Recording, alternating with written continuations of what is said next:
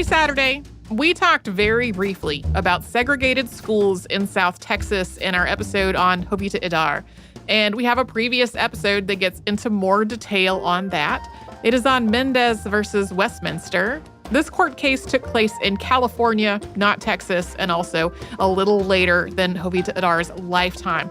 But these same patterns of segregation and racism were in place all throughout a lot of the southwestern United States, including in South Texas, when Jovita Idar was living. In this episode, we mentioned that one day there might be an episode on Brown versus Board, and now there are two. The Road to Brown versus Board came out initially on February 23rd, 2015, and the aftermath of Brown versus Board was released on February 25th, 2015. There is also a reference to the possibility of a future episode on the mass incarceration of Japanese people and Japanese Americans during World War II, and there are also two episodes on that. Those came out on February 13th and February 15th, 2017. So enjoy. Welcome to Stuff You Missed in History Class, a production of iHeartRadio.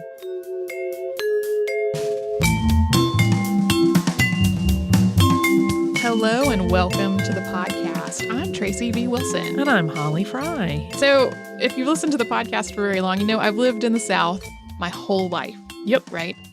And even though the Supreme Court struck down segregation in America in 1952 with the decision on Brown versus the Topeka Board of Education, most of my K through 12 education was actually heavily influenced by the legacy of segregation and racism. Mine too. Yeah, I went to public schools in a system that had to bus children to different places to try to maintain the racial balance in schools. I think until I was in 10th grade, we had one family that was not white attending our school. Yeah. Yeah, there's no one to bus in. Yeah. It was kind of a pretty homogenized community. Yeah. Our school system really, like, I lived in a part of the county that had some predominantly African-American neighborhoods and some predominantly white neighborhoods. And depending on how the other parts of the school districts were trending, mm-hmm. that's where boundary lines would move a lot. Yeah. So sometimes I would be on a bus that was like driving past two predominant neighborhoods of one race or another, or on a bus that was picking up all of those kids. It sort of depended. Yeah. So that was really heavily in my consciousness. And the idea of segregation as a subject that related to Caucasian children and African-American children, like that is how my experience of race and segregation has been. Yeah. Right? And that's one of the reasons that I've really thought before, and it's on the list somewhere, about doing an episode about Brown versus the Topeka Board of Education. I'm really interested in who those people were mm-hmm. and how that all played out. We may really still do that. But that also does get a lot of airtime in most history classes. That's Yeah, more than other racial relations issues Yeah. that get a little more pushed to the side. Most people have heard of, know some things about Brown versus Board. Yeah. I think I did not know about the case we're going to talk about at all today. I didn't either. I certainly never heard about it growing up. Yeah, and where I grew up now has a much broader spectrum of people who live in the area. But it was really primarily about white children and African-American children. This was really not the case in, for example, the American Southwest, where Mexican children were segregated away from white children. And the case that changed that in the state of California was Mendez versus Westminster, which really went on to pave the way for the much more well-known Brown versus Board. So that's what we're going to talk about today. Yeah. And a note on language. At the time, everybody was pretty much using the word Mexican to apply to people whether they were actually from Mexico or had Mexican heritage. So today we have much more nuanced classifications for people, but a lot of the language at the time just used Mexican as this blanket term for everyone. So we are going to talk about Mexican and Mexican American. We're going to use lots of different words, but that doesn't quite reflect what people were using at the time in terms of language. Yeah. So first we'll lay the groundwork. Yeah. When the Mexican-American War ended in 1848, the U.S. gained territory from Mexico where Mexicans were already living. And the people that were affected by this had a choice. They could relocate to the territory Mexico had retained, or they could stay in the United States. And Mexicans still in the United States a year after this all went down would then be considered American citizens. Right. What was supposed to happen was that Mexicans who stayed in United States territory would gain all the rights of citizenship upon being there for a year. What really happened was that discriminatory laws and social norms went into effect pretty much immediately, or built on laws that were already there. But even so, people moved from Mexico to the United States for a range of political and economic reasons. There were a lot of things going on in Mexico that caused that, including many of them were fleeing the Mexican Revolution, which started in 1910. And until 1924, there weren't any laws prohibiting Mexicans from entering the United States. So a different climate in terms of immigration than there is now. Right. There were also some big incentives for moving to the American side of the border. The United States started restricting immigration from several Asian countries starting in the late 1880s. And then during and after World War I, the United States also started restricting immigration from parts of Europe. And without an immigrant population coming into the country, this led to a labor shortage in some parts of the United States. So in response, employers started to try to recruit more labor from Mexico and Puerto Rico. This was especially true in California as the agriculture industry really started to boom. And of course, after years of legal back and forth, residents of Puerto Rico became American citizens in 1917. Though because they physically resembled Mexicans and they spoke Spanish, Puerto Ricans were often lumped in with Mexicans in the eyes of many Americans. Yeah, people would use the word Mexican to apply to both Mexicans and Puerto Ricans, which is not accurate at all. In the least. But because of, some similarities, that people would sort of apply the same standard to two completely different groups of people. Because of these and other factors, the Mexican and Mexican-American population in California tripled between 1920 and 1930. And that trend actually shifted a bit with the coming of the Great Depression. So when the Hoover administration launched an effort to deport illegal aliens, it changed things. It led to both the deportation of Mexicans who were in the United States illegally and American citizens of Mexican descent. This effort increased tensions, of course, between Mexican-American and Anglo-American communities. Right. So there were people with Mexican heritage who were citizens of the United States who chose to go back to Mexico during this time, and people who were deported back to Mexico during this time. Although many people came to the United States from Mexico because of the promise of work, a lot of times this did not actually work out well. It was really exhausting work under very poor conditions for very low pay. And so unemployment quickly became a big problem in Mexican-American communities, along with the spread of illnesses because of living conditions and overcrowding. So predominantly Mexican neighborhoods tended to be very poor in this part of the United States, but they were also very close-knit with very strong support networks within the community. So even though people did not have a lot of money or a lot of food or a lot of health care, they really were trying to support each other within their community. So at the same time, looking at it in the context of schools, school funding in California was tied to race as early as 1855. And that's when school budgets were based on the number of white students and only white students in the county. In short order, however, students who were not white were restricted from attending white schools entirely. So right. Only the white students counted is the bottom line. That's the bottom line. And so since only white students counted, only white students were allowed to go to the better schools that were getting most of the money. In 1896, the United States Supreme Court ruled that having separate facilities for people of different races was constitutional, as long as those facilities were equal, and that was the famous Plessy versus Ferguson decision. So segregated classrooms it became the norm for many races and ethnicities in many parts of the United States. And apart from the financial considerations that were involved in school budgets, school boards were genuinely worried about the health and language skills of Mexican American students. Since so many Mexicans were living in poverty and in generally poor living conditions, some children were, arriving at school in the morning hungry or without having bathed. And illnesses, including serious ones like tuberculosis, would spread rapidly because of the overcrowding and a lack of access to medical care. Unfortunately, at least some administrators and board members associated these traits not with poverty, but with being Mexican. So they attributed it to a racial issue instead of just the fact that they were living in some cases, really, really rough conditions. Right. There were also a couple of real factors that did work against many Mexican American students when it came to keeping up with the rest of the class. Because a lot of Mexican workers were holding seasonal migrant jobs, Mexican American children were often pulled out of school for months at a time as their parents moved to follow work. This would cause students to fall behind and have to repeat grades. And some Mexican American families primarily spoke Spanish, which school board members thought would make it hard for the children to keep up in an English language classroom. This today seems very silly, considering how many people will put their children on waiting lists for second language immersion school. Yes.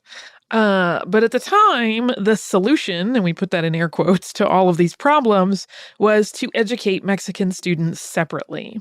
And although these facilities were supposed to be equal, in reality, they really did tend to be inferior in pretty much every respect. From the way the spaces that they were learning in were constructed to how much the teachers and administrators involved in their education were paid. Yeah. That was basically the case in separate but supposedly equal facilities across the board regarding pretty much every race and ethnicity. If there was a separate facility for a minority population, in general, that facility was inferior. So this was not just related to California or Mexican American students. On top of this inferiority in the buildings and the teacher pay and all of those sorts of things, the curriculum in classrooms for Mexican American children was often geared to do two things: to assimilate Mexican children into American culture and to prepare them for a life of labor. In some schools, boys learned trade skills and gardening, while girls learned sewing and homemaking instead of having any academic part of their subject work. That kind of makes my blood boil. I know. As with many episodes, this is one where just the layers of offensiveness pile on the deeper we get into something. Yeah, it's hard to stay sort of neutral with the information at hand because it makes my blood boil. Right. By 1913, Mexican children were being taught in different classrooms. And the first segregated school in Orange County, California, which is where the Mendez family lived, started in 1919. Occasionally, gifted Mexican children could potentially go to a white school if they agreed to being inspected and visited by white school administrators. Yeah. So if a Mexican American child was particularly stellar in academic ability, that child might be able to go to a white school if their family agreed to home visits from school administrators. And I wonder how they would identify students that could academically really kind of succeed when they're learning sewing and gardening. Yeah, when there's no academic part to their curriculum. Yeah. That's a great question. By 1930, there were 15 Mexican-only schools in Orange County, and between 80 and 90% of schools in the Southwest segregated Mexican children. And there were also other court cases along these lines that were happening before the case that we're discussing today, including Alvarez versus Lemon Grove School District and Salvatierra versus Del Rio Independent School District. But these cases, which found in favor of Mexican American families, either didn't have an effect outside the school system in question for legal reasons, or they got overturned during an appeals process. Right. And as sort of a side note, schools were not the only places where Mexicans were being segregated. They were also served last in restaurants after white families had been served. There were racially restricted covenants that allowed Mexicans only to buy property in certain neighborhoods. In some public pools, Mexicans could only swim one day a week, and the next day the pool would be drained and cleaned.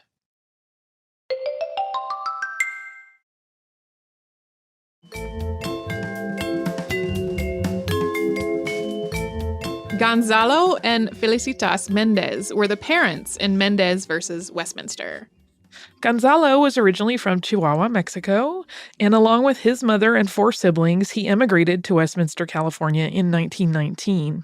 He actually attended Westminster Main School, the same school his children were eventually barred from attending when he was a child, although in his late elementary years, he was briefly sent to a segregated school. He and his classmates who were fluent in English were eventually transferred back to Westminster, Maine, although he had to drop out to work as an orange picker because his family needed the money. He was naturalized as an American citizen when he was 30 years old. Felicitas was from Puerto Rico.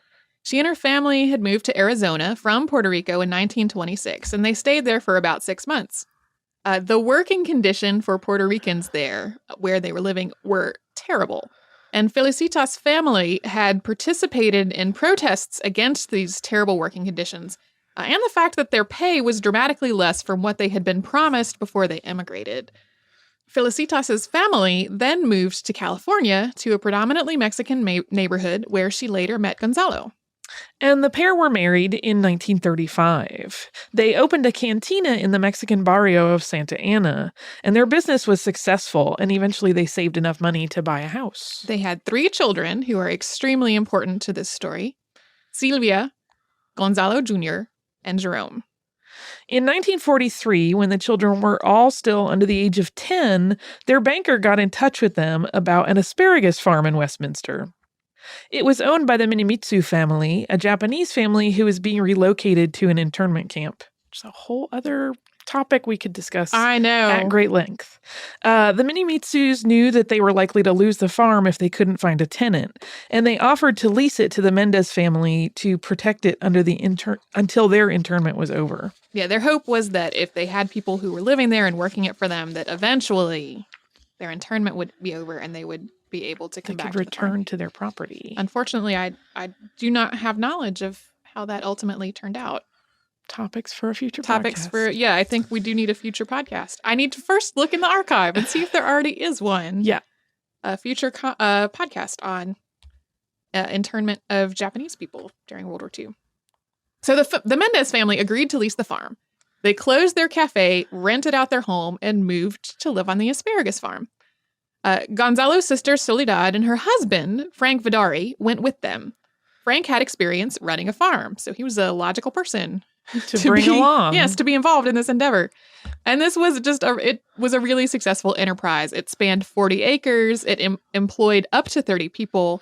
And meanwhile, Gonzalo also managed another farm in the area, and the whole family really continued to prosper.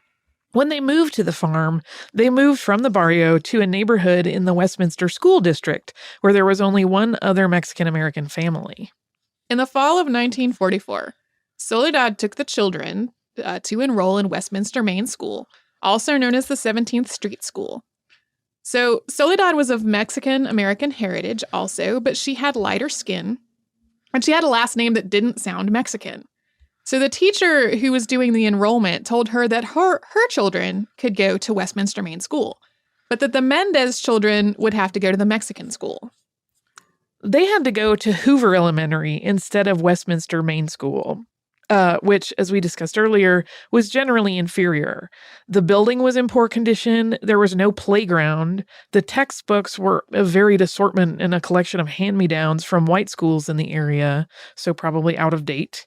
Lunch was eaten outside on picnic tables, and since part of the school property was adjacent to a cow pasture, there were flies everywhere, and the manure smell permeated the school area. Right. So Soledad said that if the Mendez children could not attend Westminster, Maine, her children would not be going there either, and she left.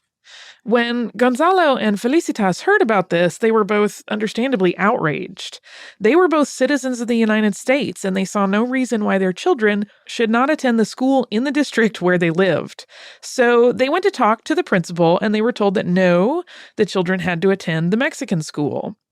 Then they went to both the Westminster and Orange County school boards, and they just kept getting the same answer from everyone. Yeah, everyone was telling them no, they have to go to the Mexican school. Gonzalo contacted lawyer David C. Marcus, who had recently successfully argued another California civil rights case involving whether Mexicans could be banned from public swimming pools.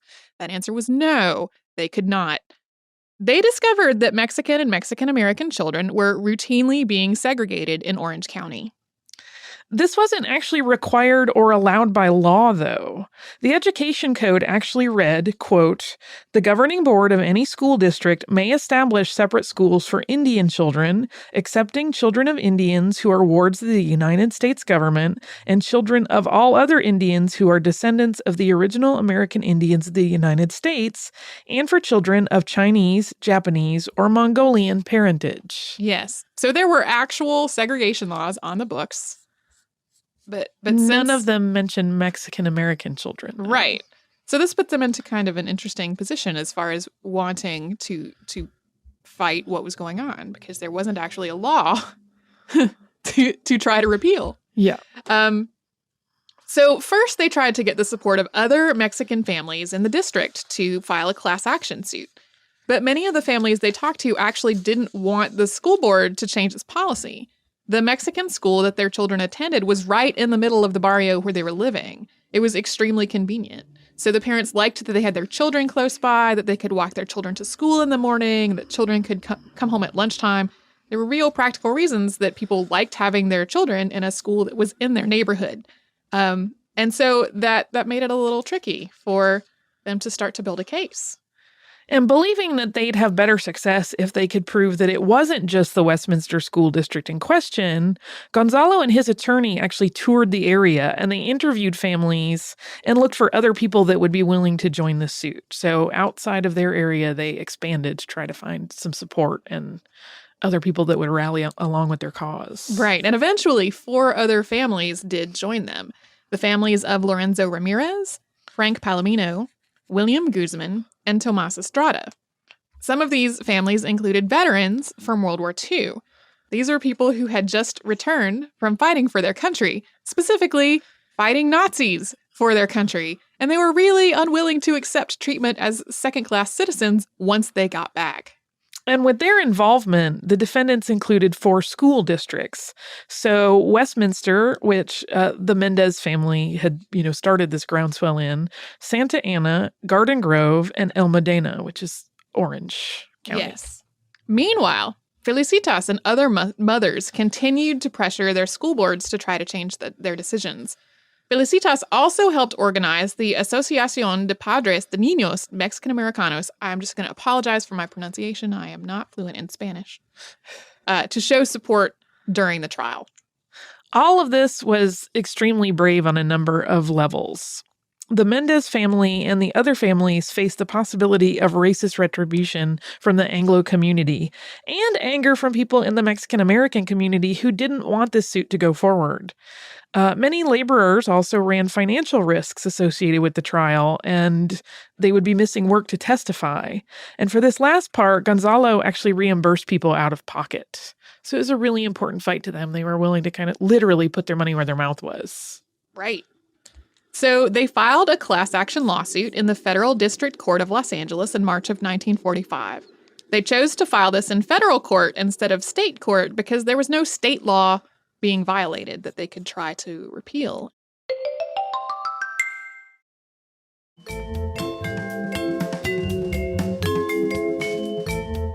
So, as we had just discussed, there was no state law in California at the time requiring segregation that was based on race that was related to Mexican Americans. Right.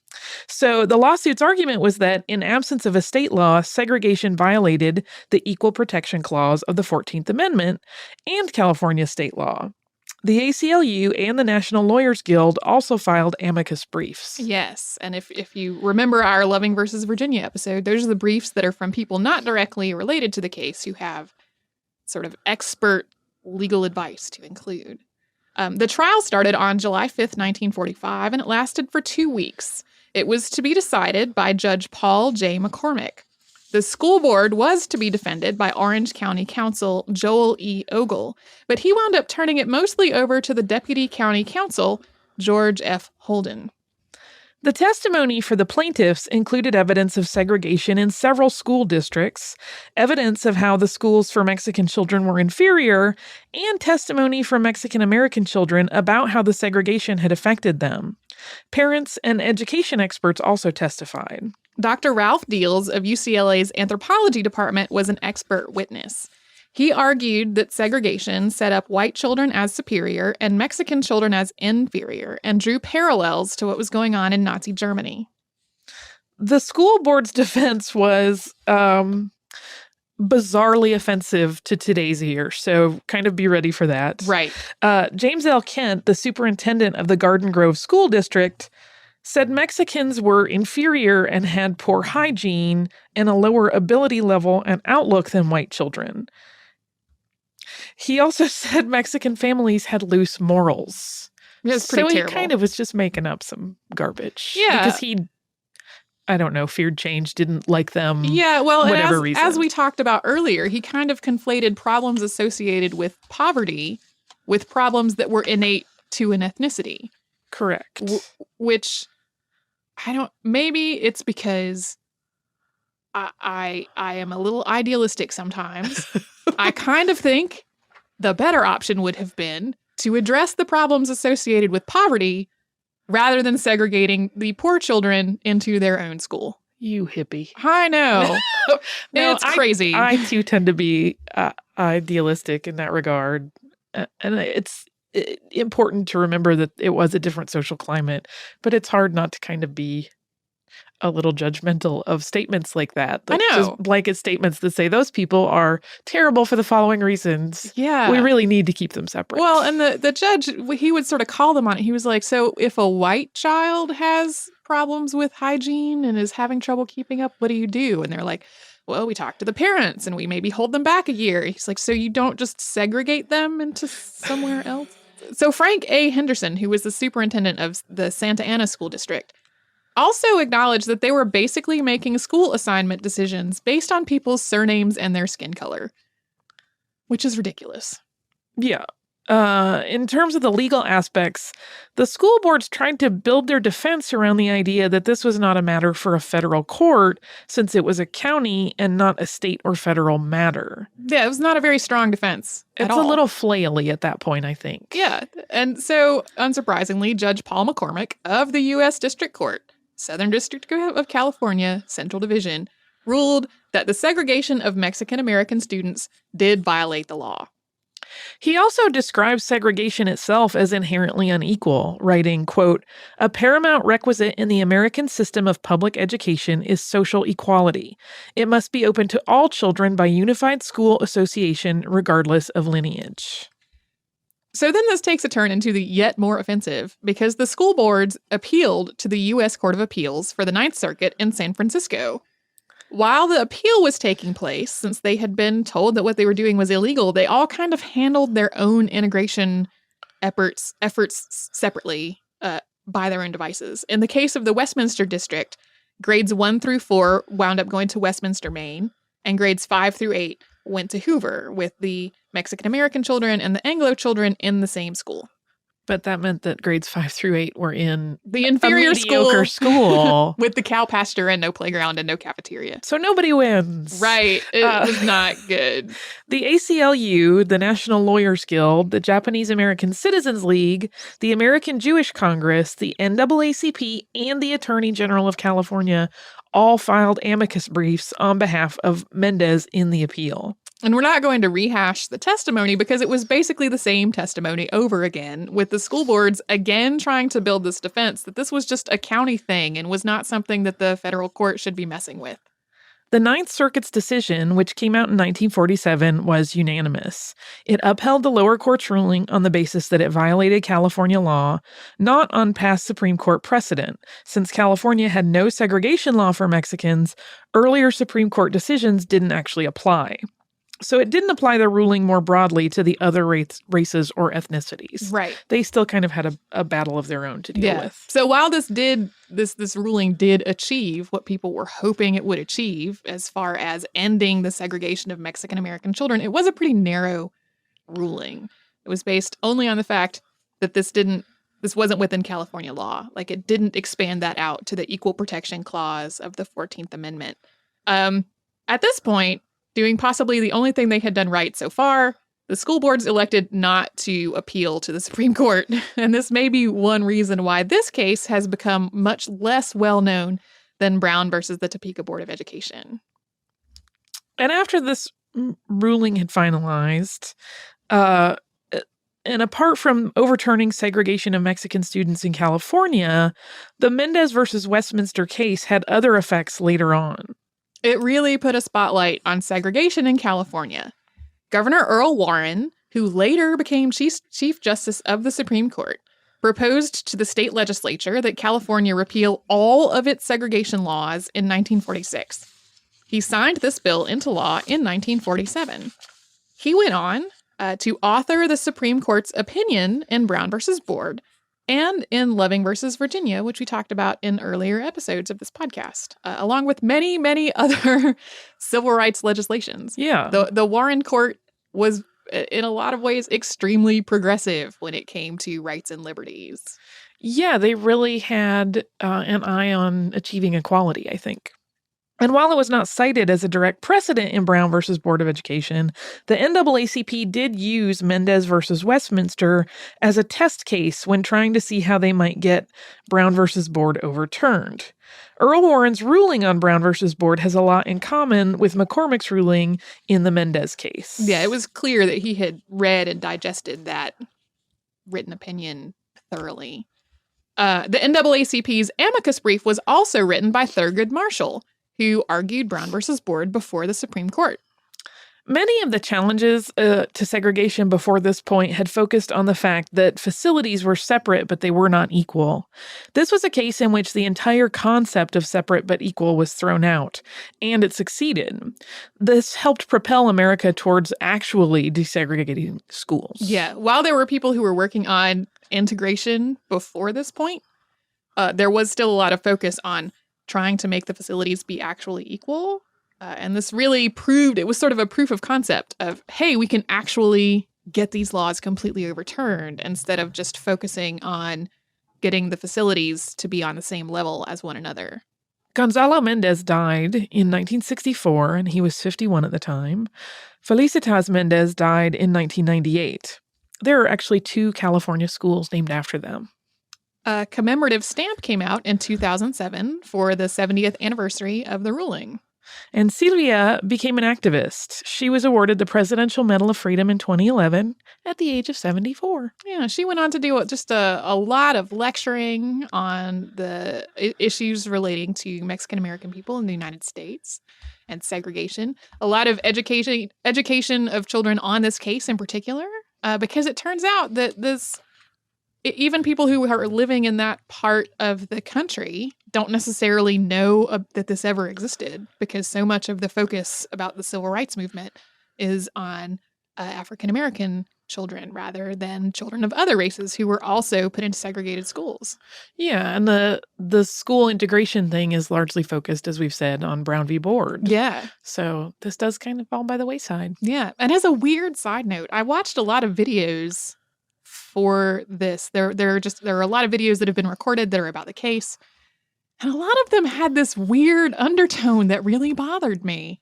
That was like, well, everybody thought that Mexican children couldn't speak English, but the Mendez children could totally speak English. And I would like, so that would have been okay if they didn't. It's very strange. Yeah, I mean, we talked about this a little bit yesterday when you were commenting on this. And like I said, I think the idea is that they were trying to build a case of how ridiculous it looked to try to keep these kids out of any school, but it ends up making it look like they were the exception in the Mexican-American community. Right, which is... And the others still should maybe be segregated. It set up a weird tonality. A very odd tone. And while the Mendez family was definitely more affluent than a lot of other Mexican-American families in the area, that doesn't mean that all the prejudices about all of the other Mexican-American people were correct, because that is not true. No. So yes, I am really glad that I got to learn about this case. It was not one that I was familiar with before now, as we said. Me either.